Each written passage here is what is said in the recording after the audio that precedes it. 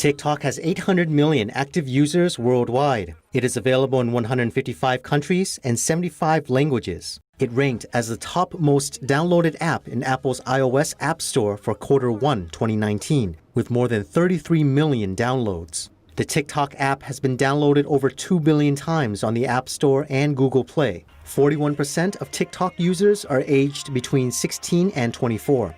When it comes to the daily time spent on TikTok, users spend an average of 52 minutes per day on the app. 90% of all TikTok users access the app on a daily basis. In less than 18 months, the number of U.S. adult TikTok users grew 5.5 times.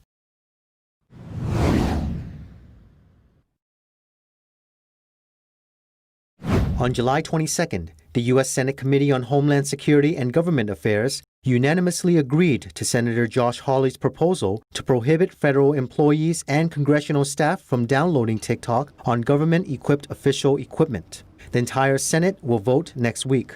On the previous day, July 21st, the House of Representatives also voted on a similar proposal by Congressman Ken Buck. The result of the vote was 336 to 71, showing overwhelming support for the bill.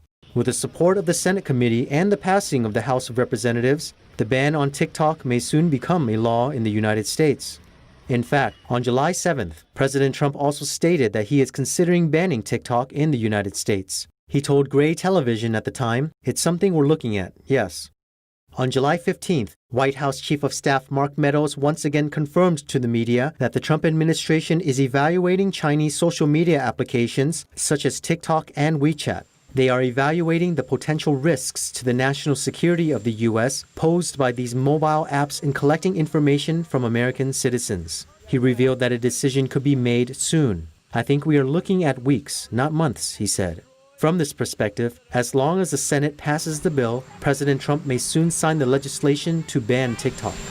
We're looking at TikTok. We may be banning TikTok. We may be doing some other things. There are a couple of options, but a lot of things are happening, so we'll see what happens. But we are looking at a lot of alternatives with respect to TikTok. Mr. President, this suburban lifestyle dream. People living in the suburbs will no longer have that problem. Thank you. No, I don't think he did. No, thank you.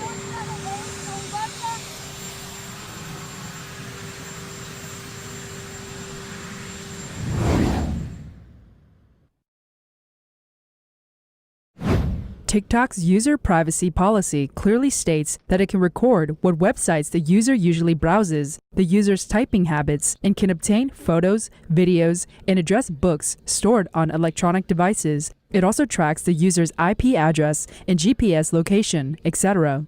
According to the new national intelligence law passed by the CCP in 2017, every organization, institution, or individual citizen is required to support, assist, and cooperate with state intelligence work according to law. An open letter from ByteDance founder and CEO Zhang Yiming is circulating on the internet.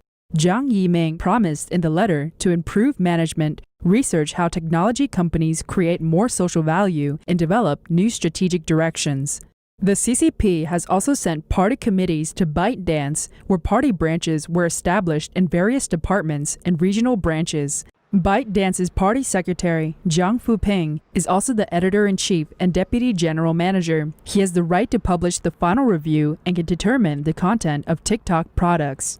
Despite this, the CCP was not at ease and still sent another 170 cyber police units to ByteDance. Various party and government agencies, official media, public security, traffic police, Communist Youth League, courts, and other institutions have also opened so-called government accounts to monitor the actions of netizens. Last year, an American girl mentioned in a video that the CCP had set up a re-education camp in Xinjiang. Lashes, obviously, then you're going to put them down and use your phone that you're using right now to search up what's happening in China, how they're getting. She only talked about the re-education camp, but in fact, this is a $1 million concentration camp set up by the CCP. But this mention caused her account to be blocked. TikTok issued a public statement apologizing for suspending the girl's TikTok account, but it has continued to deny the suspension had anything to do with China-related content. An expert once pointed out that TikTok has an office in mainland China that specializes in censoring foreign speech. With respect to TikTok, I want to put it in the broader context. We have been engaged in a constant evaluation about ensuring that we protect the privacy of American citizens and their information as it transits. So this doesn't relate to any one particular business or company, but rather to American national security. And we are striving to get that light. The comments that I made about a particular company earlier this week fall in the context of us evaluating the threat from the Chinese Communist Party.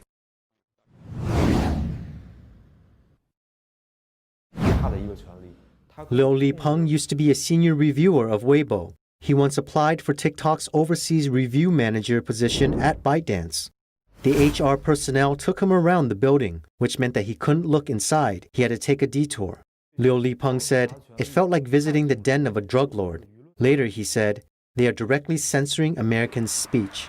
The ByteDance staff have gone through over a decade of the Chinese Communist Party's CCP political indoctrination, people who are scared out of their wits by the CCP and live in fear. Having previously lived abroad for a number of years, Liu said he told the interviewer, "I understand more about how much Americans care about freedom of speech, and therefore we shouldn't overregulate." Liu was ultimately rejected because of those views, he believes. BBC reported that TikTok collected a large amount of user data, including what videos the user watched and commented on, location data, mobile phone model and operating system used, the rhythm of keystrokes people exhibit when they type. National Security Advisor Robert O'Brien said in a radio program that TikTok also records the user's facial recognition information and can understand the user's social network. On July 14th, he said, "All that information is going straight to massive supercomputers' net cloud in China, so China is going to know everything about you. They will have biometrics on you." Another problem was pointed out by David Skillicorn, a professor at the School of Computer Science at Queen's University in Kingston, Ontario, Canada. TikTok also browses the content that users copy and paste on their clipboards. In other words, the private information stored on clipboards will be accessed and extracted by TikTok without people knowing. This risk to users is quite serious.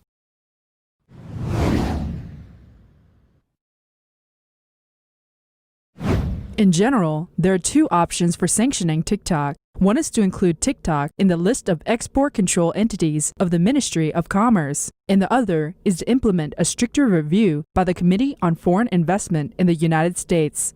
The first option is to include TikTok in the list of entities. This approach is similar to the one applied on Huawei and on other CCP technology companies. It restricts its business dealings with the United States and does not allow American companies to provide it with technical, software, and hardware support. The most direct impact would be on Apple and Google. They must remove TikTok from the App Store and not provide updates. This will simply remove the root of TikTok.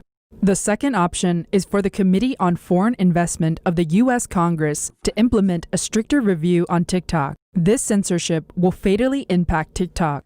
The director of the Center for Strategic and International Studies on the CCP, James Lewis, said that the beauty of the situation is that the administration has all the cards. TikTok can't resist.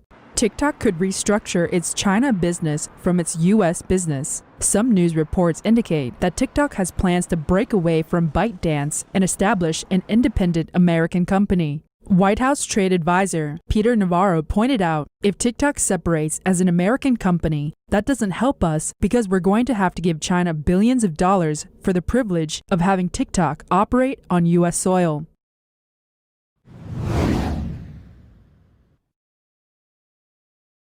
The United States is not the only country that is fighting against TikTok.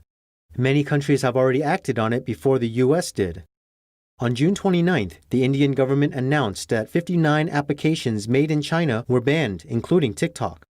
The Indian government stated that TikTok has damaged Indian sovereignty, integrity, and security. In India, TikTok has 600 million downloads, ranking first in the world. After it was banned by India, TikTok lost a lot of money. On July 15th, the South Korean Communications Commission issued a fine of 186 million won, about $154,300 to TikTok. The reason for the fine is that TikTok did not disclose its transfer of user information overseas and did not obtain the consent of the guardians when collecting personal information of users who are under 14 years old. On July 17th, Australian Prime Minister Scott Morrison indicated that the Australian government was having a good look at TikTok. He said, "If we consider there is a need to take further action than we are taking right now, then I can tell you we won't be shy about it." Last year on October 17th, Facebook founder Mark Zuckerberg said to Forbes, "While our services like WhatsApp are used by protesters and activists everywhere due to strong encryption and privacy protections, on TikTok, the Chinese app growing quickly around the world, mentions of these same protests are censored, even here in the US. Is that the internet that we want?" Former leader of the British Conservative Party, Sir Ian Duncan Smith, pointed out that TikTok has the ability to harvest data and is considered a security risk, not just in the UK and USA, but in countries as diverse as India and Japan. We need to treat it the same way we treat Huawei and ban it. Huawei is a surveillance tool used by the CCP to monitor the Chinese people. It is also a tool used to steal technological information overseas. Huawei is a critical weapon of the CCP, both internally and externally. As for TikTok, many countries are slowly realizing the threats it poses to national security. With more policies banning TikTok, it is slowly becoming the second Huawei.